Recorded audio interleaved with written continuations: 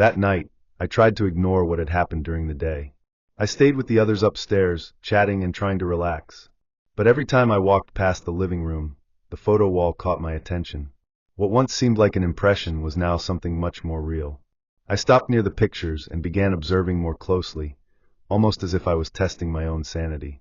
The expressions of the people were changing more noticeably. Their eyes seemed more alert, their mouths curling strangely, almost as if they were reacting to something I couldn't see. When I got closer to a photo, I felt a chill run up my spine. It was as if something or someone was watching me. The strangest thing happened when I decided to take a photo of the wall with my phone.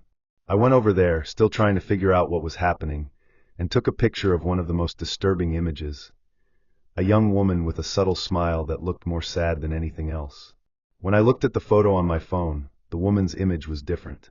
Not only had her smile changed, but now her eyes seemed darker, heavier, as if she was staring directly at me.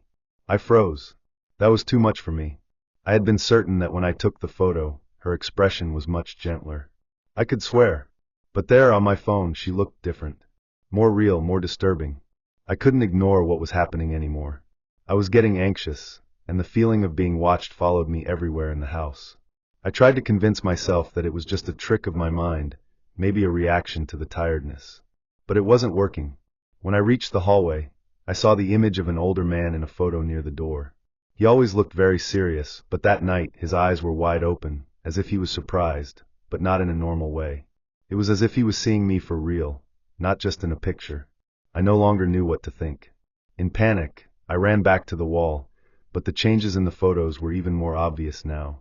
The expressions were clearer, more intentional, and I had the feeling that some of them were trying to warn me of something, communicating with me through their faces. Then something happened that made me sure I was no longer alone in that house. While I was looking at a picture of a woman in an old dress, I noticed that she wasn't smiling anymore. Her lips were pursed in an expression I couldn't identify, but the strangest part was when, for a second, the woman seemed to move her lips, as if she was trying to tell me something. I froze. That was too much for me. I ran upstairs in a panic, trying to stay as far away from everything happening. But the fear of going back there consumed me, and the feeling that those photos were not just framed images, but something alive, never left my mind. That night, I couldn't sleep.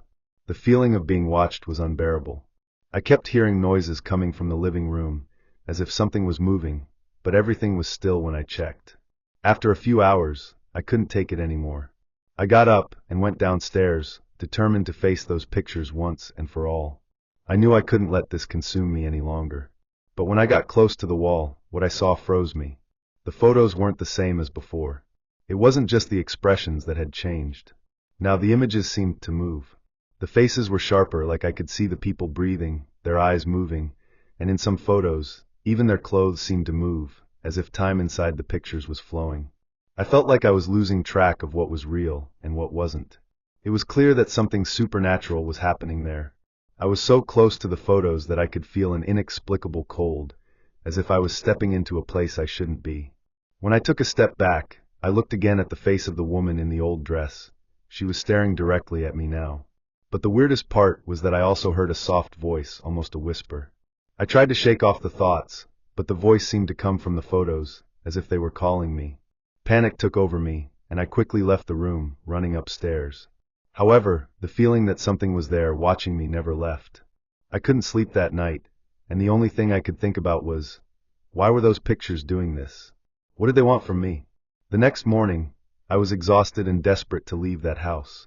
I tried to stay calm, but I couldn't stop thinking about what I had seen. When I went to the kitchen for breakfast, my friends were there, as if nothing had happened. No one seemed to notice anything strange, which only made me more uneasy. How could I explain what was going on? How could I tell them that the photos were changing, and that I was being stalked by something that seemed to be inside them? I tried to talk about it, but all I managed to do was make a nervous joke, trying to ease the tension. But in my mind, the pictures were alive, and I knew I wouldn't rest until I got out of that house. That's when I realized that the photos weren't just of old people.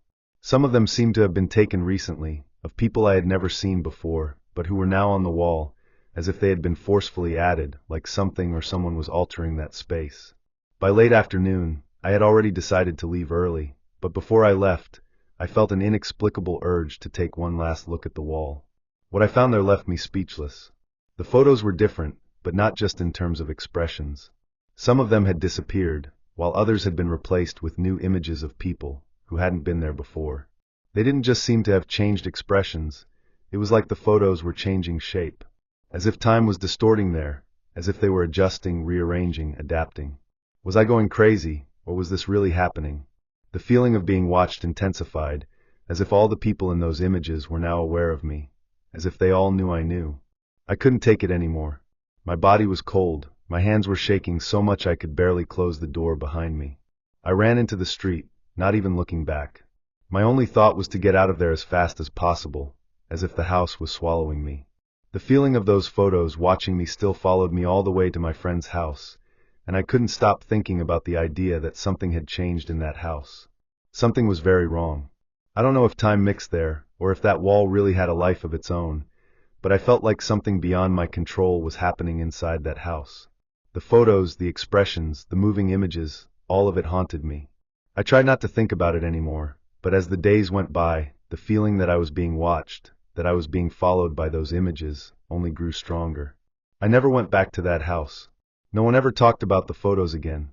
But the worst part is that, to this day, whenever I close my eyes, I see those expressions, those faces that moved, as if I was being watched. I can't explain what happened, and honestly, I don't want to know. The feeling that something, or someone, was behind all of it still consumes me to this day. I became afraid that the photos would follow me, or that, somehow, I had left a part of myself behind in those images. Whatever happened, I can't forget it. And no matter how much I want to, I don't know if I'll ever understand what went on in that house.